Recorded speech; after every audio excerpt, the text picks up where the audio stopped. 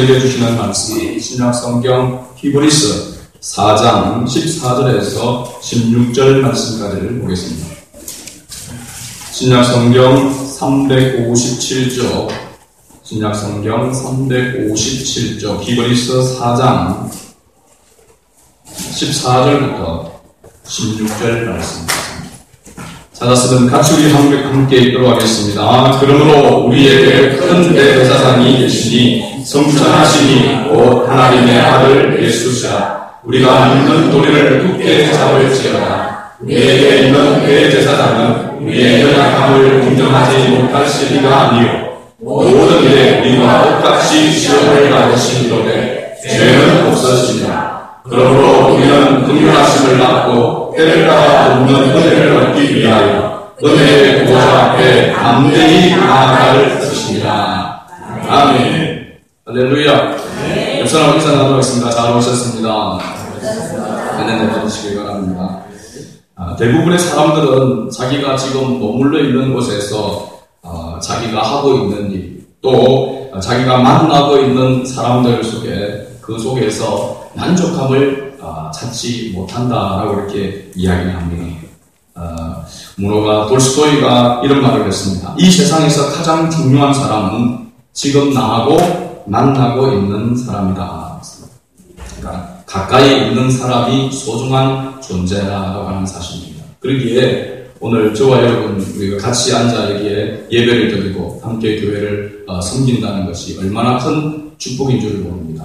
그래서 가족의 소중함, 또 직장 동료의 소중함, 더더욱 영적인 가족인 교회 공동체 안에서 서로 함께 섬기는 성도들, 이것이 얼마나 소중한지 우리가 날마다 깨닫고 또 사랑하고 섬기는 은혜가 있기를 바랍니다. 오늘 하나님께서 우리에게 때를 따라 은혜를 주시는 그러한 하나님이심을 말씀해 주고 있습니다. 때를 따라 돕는 은혜를 얻기 위하여 하나님의 보좌 앞에 담대히 나아갈 것이니라 라고 이렇게 말씀하고 있습니다. 이 때는 하나님이 정해놓으신, 하나님이 정하신 때가 임을 알 수 있습니다. 우리가 잘 알듯이 전도서 3장에 보게 되어지면 천하 범사에 기한이 있고 또 모든 목적이 이룰 때가 있다. 그렇게 말씀하고 있습니다. 날 때가 있으면 죽을 때가 있고 심을 때가 있으면 또한 거둘 때가 있다. 이렇게 말씀하고 있죠. 그래서 모든 것이 때가 있음을 알 수 있습니다. 우리 편에서는 하나님의 말씀을 따라서 그 때를 하나님의 때가 있는 줄 알고 믿고 순종하며 나아가야 될 줄로 믿습니다. 하나님이 정한 때는 우리가 믿음으로야만 그 때를 만날 수가 있다는 사실이죠.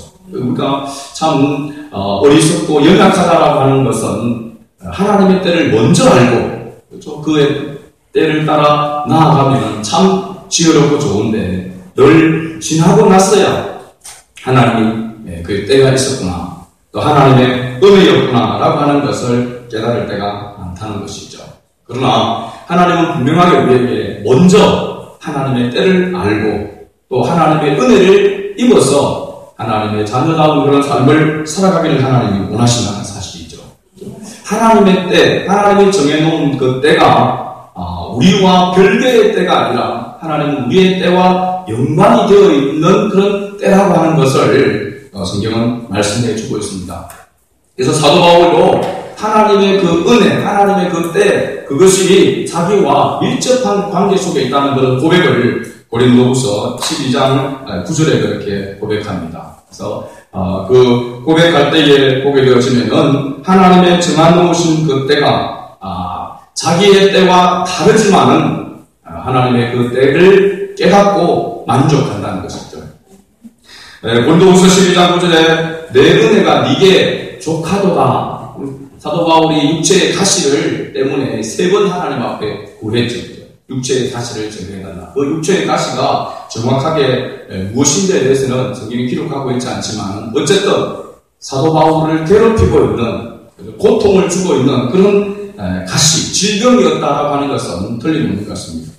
그것이 제거되기 위해서, 치료되기 위해서 3번이나 하나님 앞에 구했는데 하나님께서는 내 은혜가 네게 족하도다 이렇게 말씀하고 있습니다. 그 말은 뭐냐면 하나님의 응답이 말씀으로 사도 바울에게 떨어졌는데 그 응답이 내 은혜가 네게 족하다. 하나님의 은혜가 지금 사도 바울에게 족하다라고 하는 것입니다. 그러니까 육체의 가시를 가지고 살아가고 있는 그것이 그 때가 하나님이 정해놓은 때라는 것입니다. 그러니까 우리가 생각할 때에 인간적으로 보게 되어지면 어찌 그럴 수 있습니까? 하나님의 때라고 한다면 모든 일들이 안 되던 일들이 풀어졌을 때에, 그렇죠? 형통하게 되어졌을 때에, 내가 소원하는 그런 일들이 이루어졌을 때에, 야, 이것이 하나님의 때구나. 우리는 그렇게 생각할 때가 많죠. 그런데 하나님은 우리가 고난을 당하고 있는 그 순간, 어려움을 당하고 있는 순간, 코너에 몰려있는 그 순간이 하나님의 때라는 것입니다. 하나님의 은혜라고 하는 것이죠.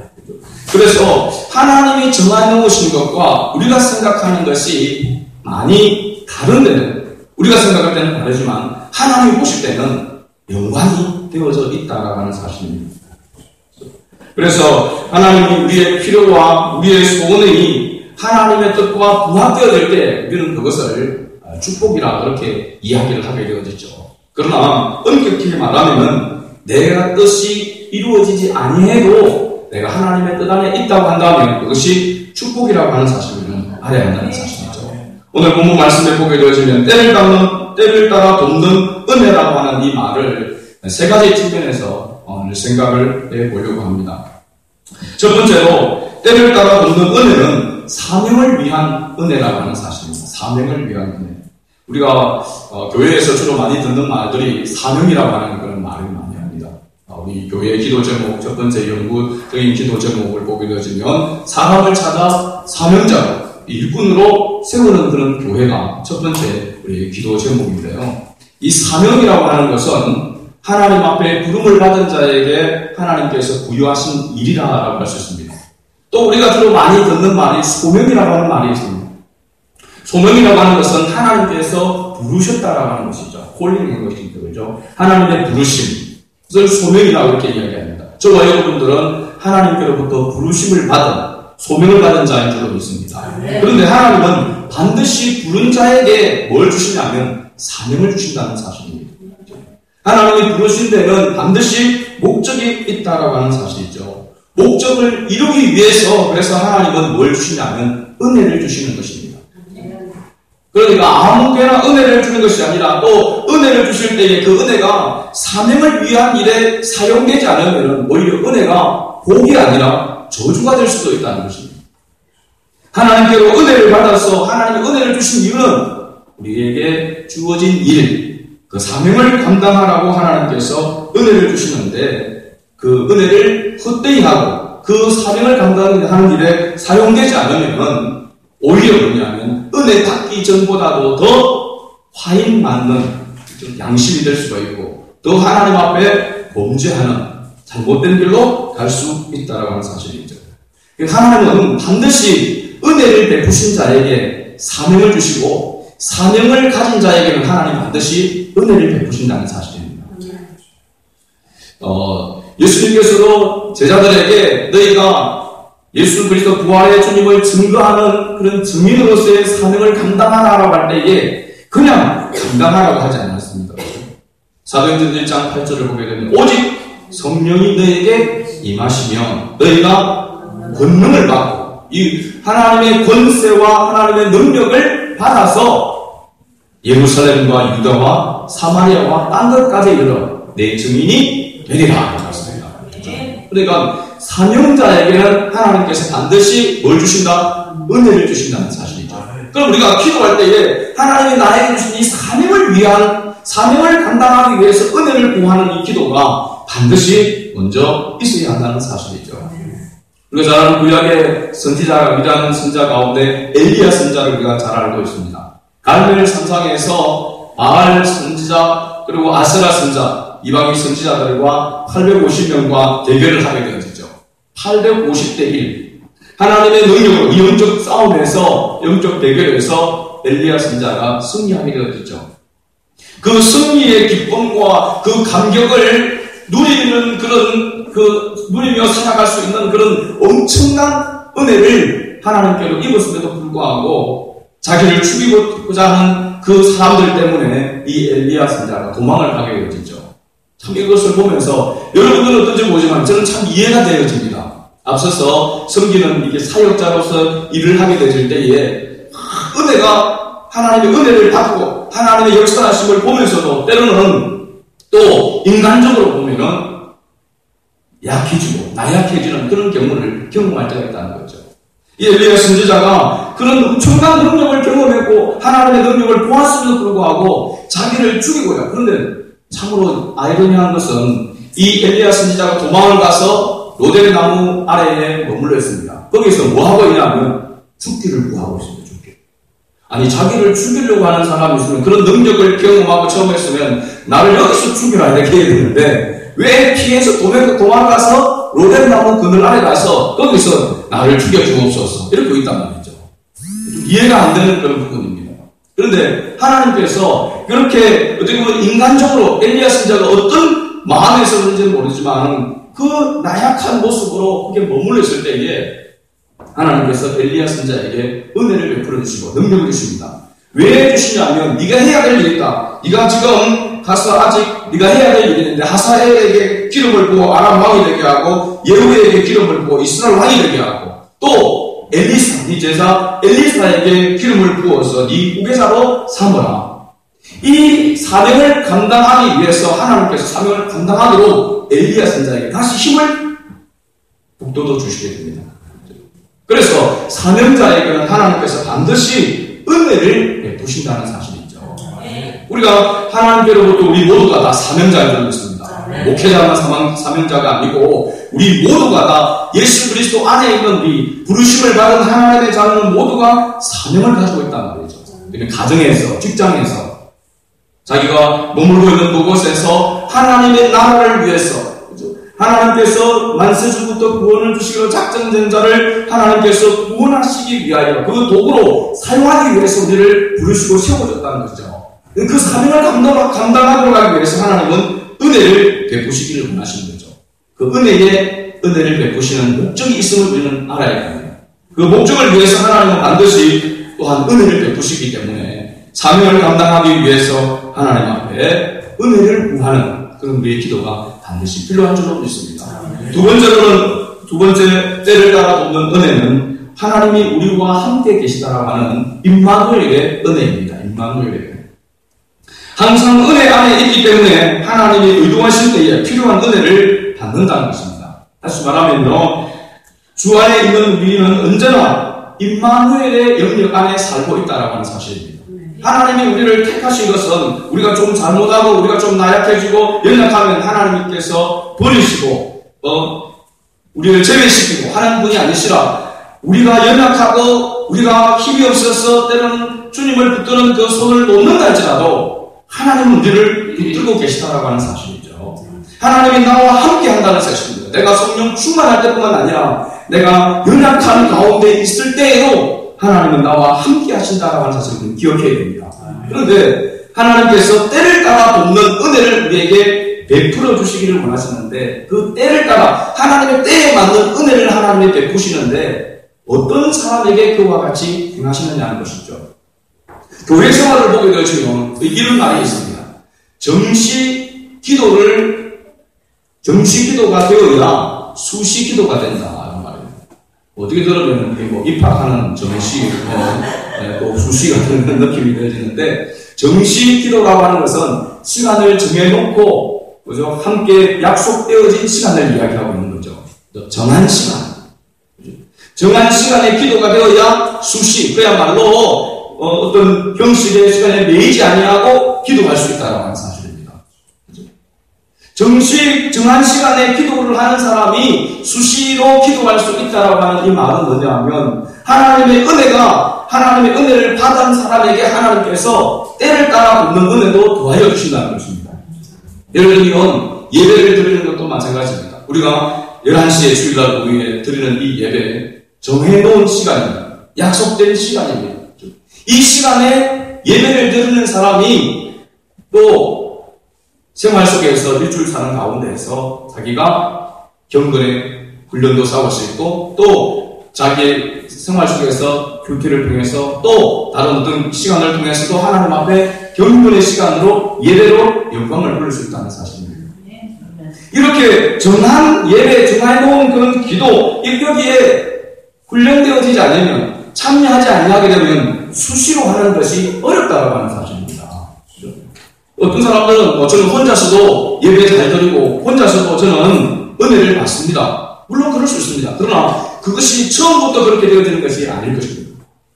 정한 시간에 예배에 은혜를 받아야만 평소의 생활 속에서 그 은혜를 누릴 수 있다고 하는 사실입니다. 그래서 하나님께서 때를 따라서 그 때에 맞게끔 하나님께서 은혜를 베푸시는 사람들을 보게 되어지면 반드시 하나님의 은혜를 경험한 사람에게 하나님께서 은혜 위에 은혜를 도와여 주신다고 하는 사실이죠. 우리의 신앙생활 가운데서 평소에 주님 안에서 주님과 함께하는 그런 삶이 있게 되어질 때에 하나님께서 때를 따라 붙는 은혜를 허락하신다는 사실을 우리는 기억해야 됩니다. 요령을 바르고 어느 날 갑자기 와서 하나님께서 은혜를 주실 것이라 생각하는 것은 합당치 않다는 것이죠. 평상시에 하나님의 약속된 시간에 참여하는 것. 그래서 우리가 약속된 예배 시간에 참석해서 예배를 드리고 또 약속된 성도들과의 기도의 모임, 또 약속된 가정 모임, 이런 모임에 적극적으로 참여하게 되어질 때에 자기 개인적인 삶 가운데서 하나님의 은혜를 맛보고 누릴 수 있다는 하는 사실이죠.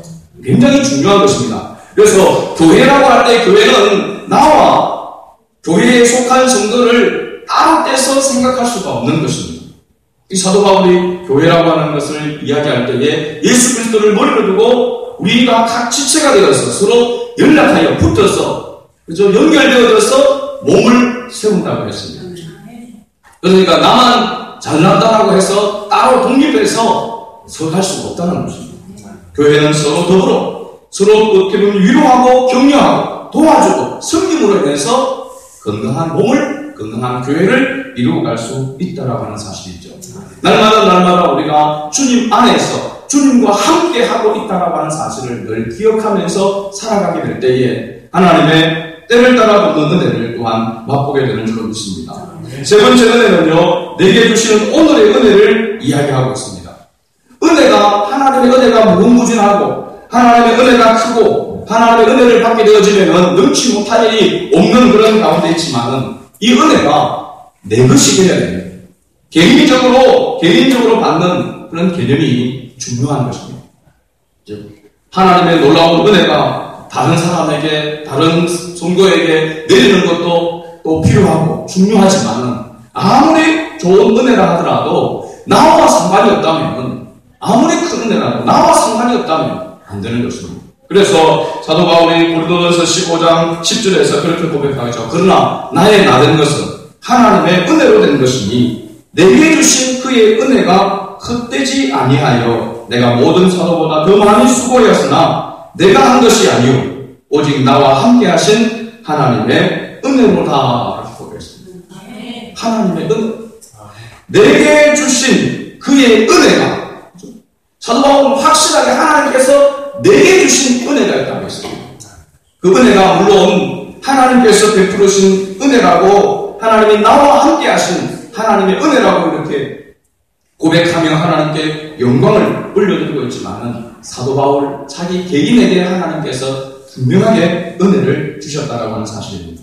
여러분, 우리는 은혜를 받는 일에, 하나님의 은혜를 드리는 일에 욕심을 내야 될 줄로 믿습니다. 세상의 욕심을 내게 될수록 멸망의 길로 떨어지게 되어지지만 은혜를 받는 이 일에, 은혜를 사모하는 일에, 은혜를 받는 일에 욕심을 부리는 데는 부작용이 없다라고 하는 사실입니다. 제가 늘 한번 이 은혜라고 하는 말을 이야기할 때마다 저는 제 뇌리에 새겨져 있는 그 말이 있습니다. 신학교 다닐 때에 옛날 초당교회 원로 목사님이었던 최동진 목사님, 그 목사님께서 그렇게 말씀하셨습니다. 여러분, 무릎으로 기어가는 한이 있더라도 은혜를 받아야 합니다. 무릎으로 기어가는 한이 있더라도 은혜는 받아야 됩니다. 특히 신학생들에게, 목회의 길로 가는 자들에게 은혜가 없으면 이것은 헛된 것입니다. 성도들도 마찬가지입니다. 우리가 하나님의 은혜를 받지 아니하고 오늘 나에게 주시는 은혜가 없으면 하나님의 자녀로서의 삶을 살아갈 수가 없습니다. 그래서 사도 바울이 보면은 전도하는 일에만, 사역하는 일에만 열심을 낸 것 같이 보여주지만 사도 바울은요, 실제적으로 보면 은혜에 늘 목말라 있던 사람, 표대를 행하여, 그죠? 그리스도 안에서 표대를 행하여 달려가는데 그 달려가는 지금 내가 잡은 것도 아니요, 잡을 것을 위해서 달려가노라. 그러면서 하나님의 은혜를 끊임없이 사모하고 구했다라고 하는 사실입니다. 믿음의 사람으로 하나님 앞에 쓰임을 받고 사명을 감당했던 사람들 가운데서, 성경에 나오는 인물들 가운데서 모두가 다 하나님의 은혜가 그들에게 임하게 되어질 때에 그 일들을 감당할 수 있었다는 것이죠. 다윗도 마찬가지였습니다. 그래서 늘 하나님의 은혜를 구하고 하나님의 은혜를 사모하고 그 은혜에서 멀어지지 않기 위해서 늘 자기 자신을 향해서 내 영혼아 여호와를 송축하라, 하나님의 이름만을 높여라, 그렇게 외쳤던 것입니다. 그렇죠? 오늘 우리도 이 땅을 살아가는 가운데에서 특별히 우리가 교회를 섬김에 있어서 명심해야 될 것 가운데 하나가 하나님의 은혜 없이 일하는 것입니다. 하나님의 은혜 없이 일하게 되어지면 반드시 시험에 들게 되어 있습니다. 우리가 교회에서 열심히 예물을 드리고 또 여러 몸으로 여러 가지 시간을 내서 헌신하고 봉사하잖아요. 봉사하지 아니하고 열심히 헌신하지 않은 사람은 시험에 들 일이 별로 없습니다. 그래서 안 하니까 당연히 나는 부족합니다. 나는 못해서, 참 못해서 그렇습니다. 그렇게 경중할 수밖에 없습니다. 그렇죠?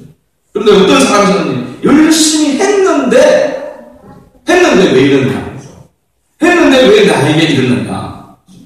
그래서 열심히 한 사람이 시험에 드는 경우가 훨씬 많습니다. 뭐가 부족한 것입니까? 은혜가 부족한 것입니다. 열심히 몸으로 시간을 들여서 물질로 헌신하고 봉사하는 가운데 그 열심만큼이나 은혜를 사모하고 은혜를 구해야 된다는 사실입니다. 그 은혜를 드리고야 내가 좋아하고 예를 쓰고 한 것을 다른 사람들이 알면서도, 그죠? 그러면서도 나에게 인정하지 아니하고 나에게 칭찬하지 않는다 하더라도 당연한 것으로 받아들이는 것입니다. 하나님이 아십니까? 하나님이 나에게 은혜를 주셔서 내가 이걸 하는 것이지, 은혜를 주지 않으면 하고 싶어도 못하는 것입니다. 그렇잖아요, 여러분. 열심히 주님을 섬기고 싶고 헌금하고 싶어도 하나님 물질을 주지 않으시면 못하는 것입니다. 아무리 열심히 봉사하고 싶어도 건강이 허락지 않으시면 못하는 것입니다. 아무리 여러분 피아노를 치고 앞에서 찬양 인도를 하고 싶어도 그런 은혜를 주지 않으면 못하는 것입니다. 하나님의 은혜가 없이는 할 수가 없는 거죠. 그러고 보니까 우리는 마르다와 마리아의 그런 모습을 보게 될 때에 하나님의 말씀을 듣고 은혜를 사모했던 마리아의 모습이 우리의 신앙생활에서 더 필요할 것입니다. 그런 은혜 속에서 마르다의 모습도 필요한 것이죠. 헌신하고 봉사하고 늘 은혜 만나고 늘 기도만 하고. 옛날에는 그런 분들이 교회 안에 많았습니다. 새벽 기도, 금요 기도에 또 수시로 이렇게 기도하는 거 보면 그 기도에는 빠지지 않고 기도하면은 오랫동안 기도하는데 섬기려고 하는 일에는 몸으로 헌신하고 봉사하고 물질로 섬기는 일에는 늘 뒷전으로 앉아있는 사람들이 많습니다. 그런 사람들이 뭐가 많냐면 되게 많습니다. 불평이 많고 올인이 되는 거죠. 그러니까 시험에 들게 되어지고 실족을 시키게 되어지는 그런 경우가 크다는 사실입니다.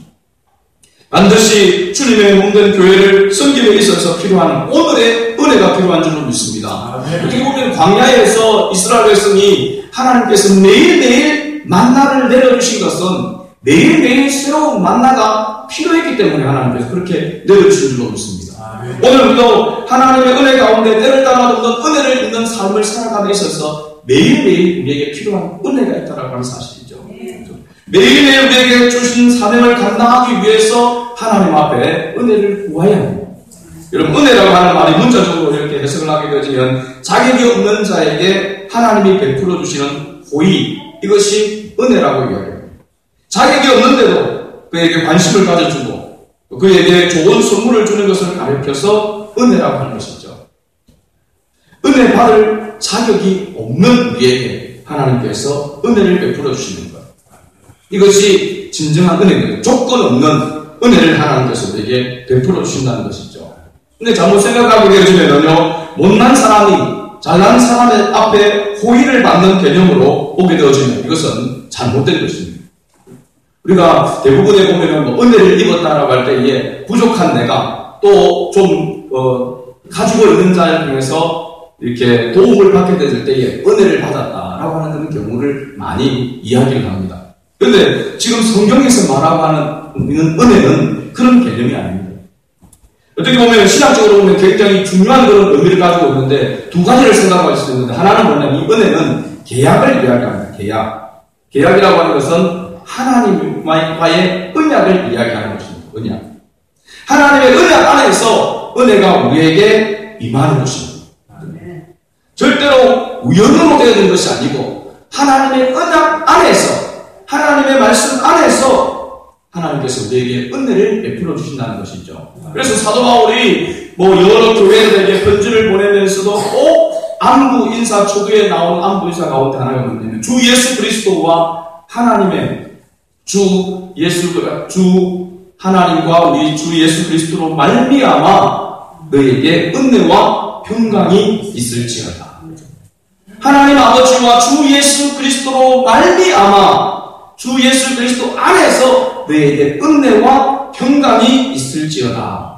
굉장히 중요한 것이죠. 하나님의 은혜는 그냥 호의를 베푸는 그런 것이 아니라 하나님의 은혜는 예수 그리스도로 말미암아 우리에게 주어지는 것이다 라고 하는 것이죠. 은혜의 주체가 바로 예수 그리스도라고 하는 것을 이야기하고 있습니다. 하나님과의 언약의 관계 안에 있을 때에 하나님께서 은혜를 베풀어 주신다. 두 번째 은혜는요, 거룩한 책임성입니다. 은혜를 받은 자에게는 그 은혜를 감당할 수 있는 그 은혜 가운데 살아가야 하는 책임이 있다라고 하는 사실이죠. 하나님께서 우리에게 주신 은혜를 무시하거나 그것을 가벼이 여기게 되어지면 하나님께서 결코 원치 않으신다는 겁니다. 하나님은 우리에게 은혜를 받고 그 은혜에 맞는 삶을 살아가기를 하나님께서 우리에게 요구하고 계시는 것이죠. 그래서 은혜 받은 네가 복될지어다. 은혜를 받으면 그 은혜가 복이 되도록 해야 된다는 사실이죠. 그렇게 해야 될 책임이 우리에게 있다라고 하는 사실입니다. 그래서 오늘 보면은 때를 따라 돕는 은혜를 구하는 우리가 간과하지 말아야 될 아주 중요한 말씀이 어떻게 보면은 14절과 15절에 있는 말씀입니다. 16절의 말씀, 때를 따라 돕는 은혜를 얻기 위하여 은혜의 보좌 앞에 담대히 나아갈 것이라 라고 하는 이 말씀이 중요한 말씀이지만 이 말씀 되기 위해서는 14절과 15절의 말씀이 반드시 있어야 된다는 사실이죠.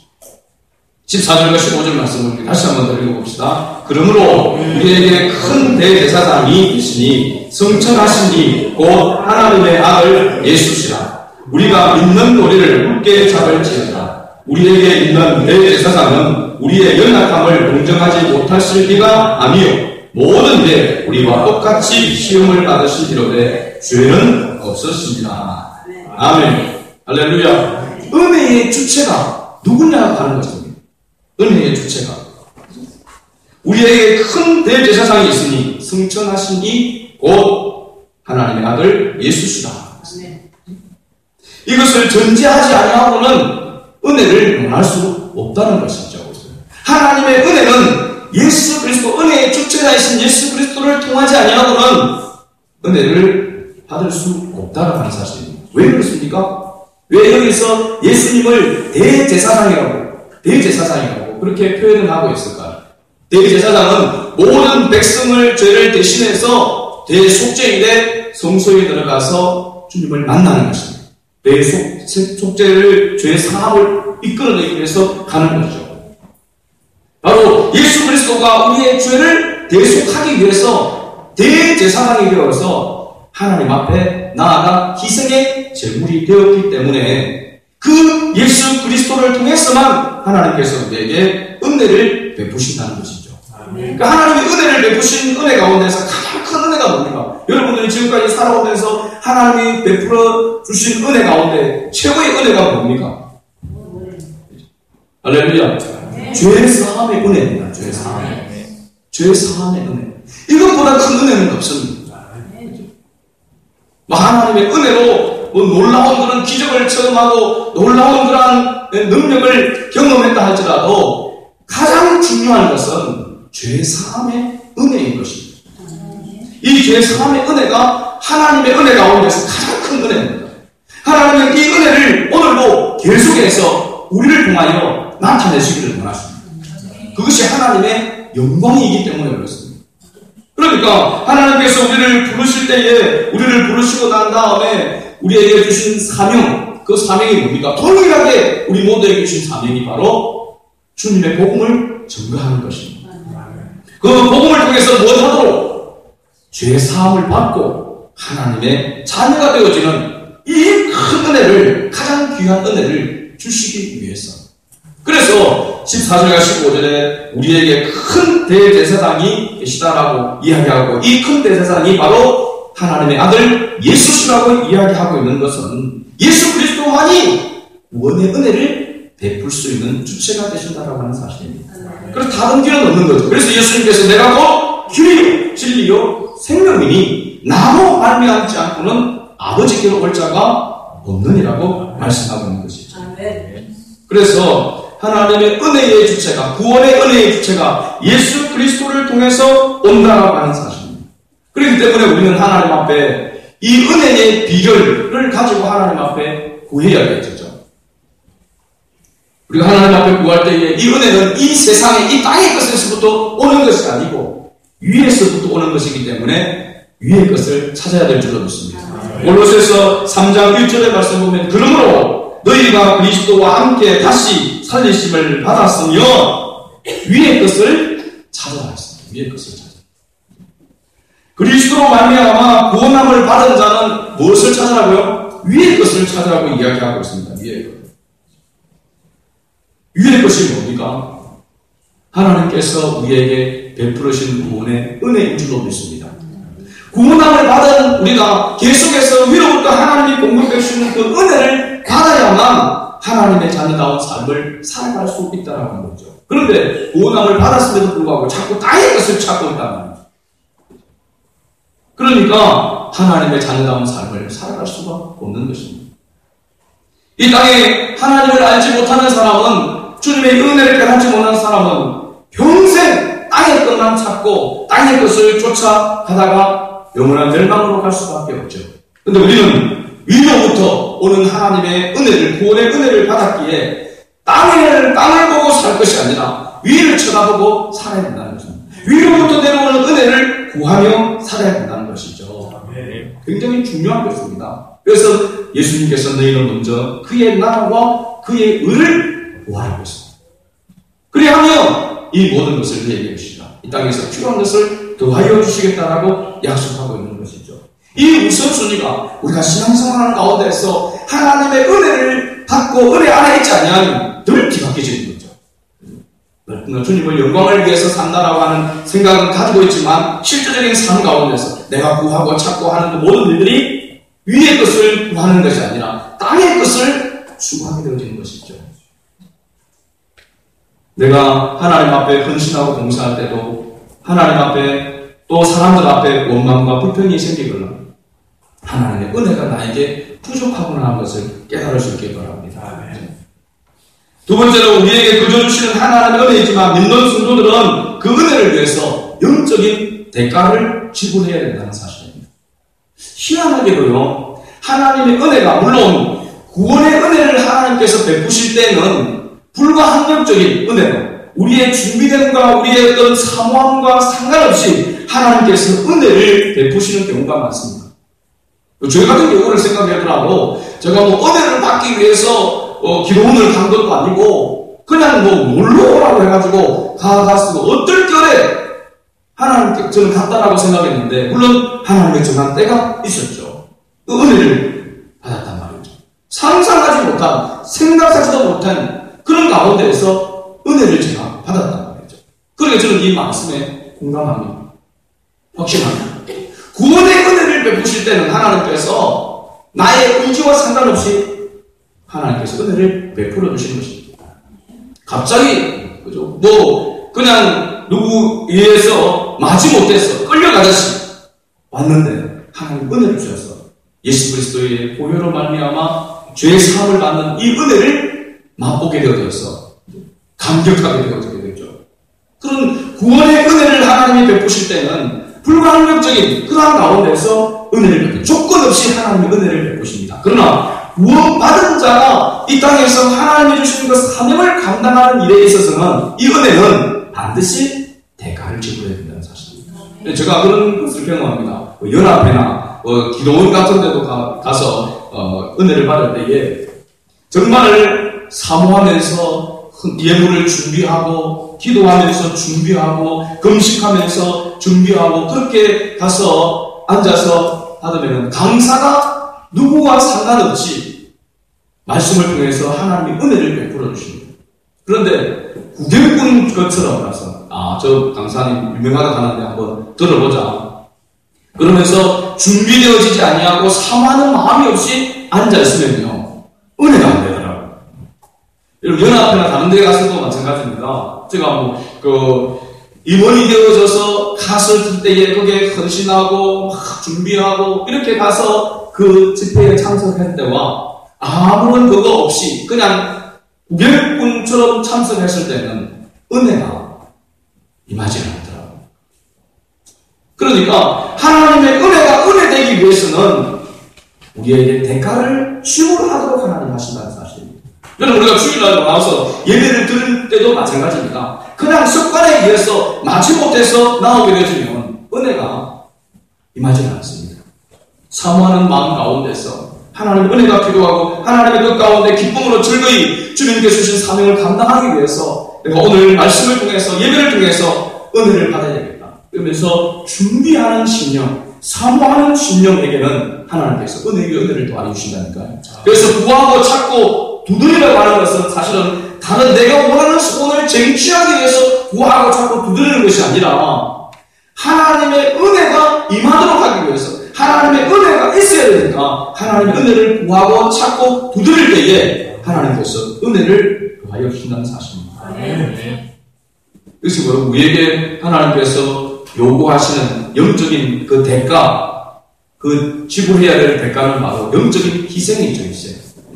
그래서 여러분 교회에서 그런 것을 아마 섬기면서 느낄 겁니다. 그냥 아무런 봉사와 헌신하지 아니하고 나와서 말씀을 듣거나 어떤 일들 가운데 동참하게 되어지게 되면 크게 감동이 없습니다. 그러나 내가 몸을 들이면서 물질을 들이면서 그렇게 희생하고 시간을 들여서 희생하고 헌신하면요 그 가운데 하나님께서 은혜를 주신다고 하는 사실이죠. 대가를 지불해야 된다는 사실이죠. 영적인 대가를 지불해야 된다. 시간을 드리는 것도 몸을 바쳐 드리는 것도 희생하는 것도 다 영적인 희생이라고 할 수 있습니다.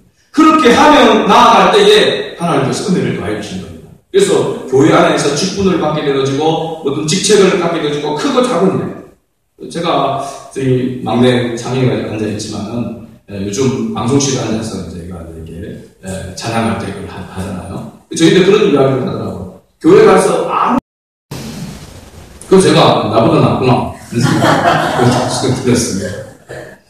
억지로 할 때도 있는데 솔직히 그렇죠. 그래서 뭔가를 해야 될 일이 있어서 그렇게 하니까 좋다는 것입니다. 그렇습니다, 여러분. 우리가 교회를 섬길 때 보면은 아무것도 안 하고 편안하게 그렇게 하면은 은혜가 더 주어질 것 같고 그 은혜를 받고 싶어 하지만 절대로 그렇지 않을 것입니다. 하나님은 희생하며 섬기며 대가를 지불할 때에 은혜 위에 은혜가 더하는 것입니다. 그러니까 교회에서는요 모두가 다 사명자가 되어야 되고 모두가 직분자가 되어야 되고 모두가 맡은 일이 있어야 됩니다. 우리 성도들은 거의 대부분 다 교회 와서 주중에서 청소도 하고 여러 가지 이런 일들을 다 합니다. 특히 주일날 우리가 식사할 때만 하더라도요 새로운 분들도 우리 남자분들도 오면은 그냥 가만히 앉아서 밥하고 대부분의 교회 가면은 가만히 앉아 있어야 합니다. 그죠? 그런데 같이 반찬도 갖다 놔두고 같이 이렇게 도와주고 이렇게 하는 그 조그만 일에 내가 여기에 필요하구나. 내가 이렇게 쓰임받을 수 있구나. 내가 해야 될 일이 있구나. 이 사명이 있어야 되는 겁니다. 특히 여러분 작은 교회에서 신앙생활을 하려고 하면 내가 이 교회에 해야 할 일이 있구나. 작은 것이라도 내가 필요하구나 라고 하는 그 사명을 깨달아야 교회에 나올 수 있습니다. 요즘 얼마나 또 큰 교회는 시스템이나 그런 것들이 다 갖춰져 있습니까? 작은 교회에서 예배 드리는 것과, 그죠? 예를 들면 피아노 반주만 해서 음악을 듣는 것과 오케스트라로 듣는 것은 감동은 다르게 볼 수 있죠, 그죠? 그런데 피아노 반주만 하면서 찬양을 불러도 은혜가 있음을 알아야 하는 것이죠. 교회, 작은 교회지만 하나님께서 나에게 주신 은혜가 있고 나에게 주신 사명이 있다라고 발견되어지면 교회의 기둥이 되는 것입니다. 큰 일을 해야만, 큰 금을 많이 하고 많은 일을 해야만 교회의 기둥이 아니라 작은 것에서부터, 조그만 것에서부터 헌신하고 나아갈 때에 하나님께서 은혜를 베풀어 준 줄로 믿습니다. 말씀의 결론을 맺습니다. 때를 따라 돕는 은혜는 두 가지 요건을 하나님이 요구합니다. 때를 따라 바라보고 구하라고 하는 것이고, 또 하나는 영적인 대가를 지불해야 된다는 사실입니다. 오늘의 우리의 은혜가 필요한 줄로 믿습니다. 저도 늘 항상 고민하고 하는 그런 부분들이 그렇습니다. 지난 날을 돌아볼 때에 나의 삶 가운데, 나의 인생 가운데 하나님께서 베풀어진 은혜가, 굵직굵직한 은혜가, 기억에 남는 은혜들이 많은데, 나는 오늘 지금은 그 은혜 속에 살아가고 있는가? 이 생각을 해봅니다. 오늘을 살아가는, 어떻게 보면 더 중요하고 더 필요한 은혜가 있는데, 나는 그 은혜를 얻기 위하여 얼마나 영적인 대가를 지불하며 나아가고 있는가? 이것을 위해서 더 많이 하나님 앞에 엎드려야 되고 무릎을 꿇어야 되겠구나, 더 하나님 앞에 은혜를 사모하며 나아가야 되겠구나 라고 하는 그런 생각을 합니다. 오늘 저와 여러분 우리 모두가 다 이와 같은 새로운 각오와 결단으로 하나님의 은혜를 충만하게 공급받아서 주님의 영광을 위해서 쓰임받는 은혜가 있기를 주의 이름으로 축복합니다. 아멘. 3주